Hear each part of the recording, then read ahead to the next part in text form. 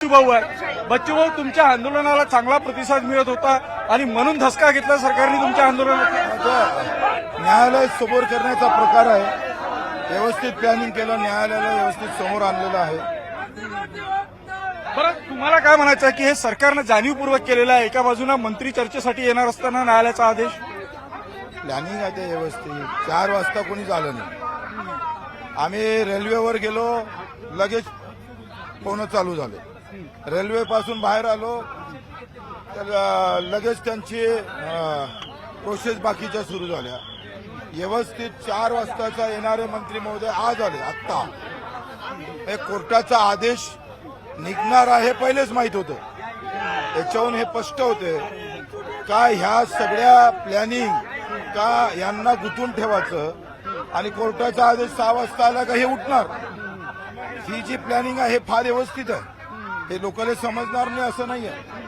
पण भाऊ, प्रश्न आता असा आहे की हे आंदोलन तर निवळलं, पण तुमच्या कर्जमाफीचा जो मुद्दा होता त्याचं काय होईल? सरकार आता त्या शब्दावर आहे. अजून काय मेलो थोडं, आम्ही जिवंत आहे ना.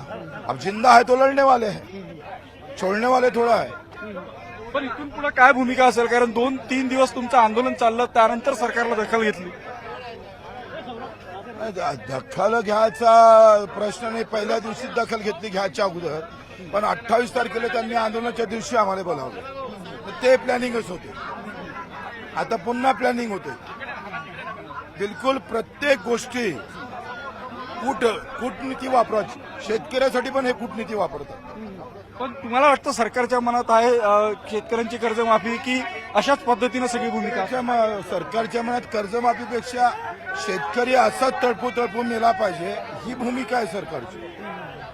हो, न्यायालयाचं हे जे काही डिसिजन आलं या बाबतीत तुमचं काय मत आहे? कारण एका दिवसामध्ये न्यायालयानं सुमोटो याचिका दाखल करता निर्णय दिला. एका पेपरच्या कात्रणवरून घेतलेला निर्णय आहे. 12 लोक रोज शेतकरी आत्महत्या करतं. त्या बातम्या न्यायालयाला कधी दिसल्या नाही, याचं खरं तर दुःख वाटतं. पण आता या न्यायालयाच्या आदेशाचं तुम्ही पालन करताय. तुम्ही आता 1 किलोमीटरपर्यंत सामोर आले, पोलीस कुठेच नाही आहे, तुम्हाला अटक करत नाही. मग आता हा पायदळ मार्च कुठपर्यंत जाणार? अटक करायला त्यांचे आसन त्यांची अटक करायची त्याच्यासाठी केली ना. आता तेच आम्ही करतो ना. त्यांना जे वाटत होतं का हे इथून उठले पाहिजे तर उठलो आम्ही. करा अटक. बरं, आता हा पायदळ मार्च रामगिरीपर्यंत जाईल की फक्त पोलीस जिथपर्यंत अटक करतात तिथपर्यंत?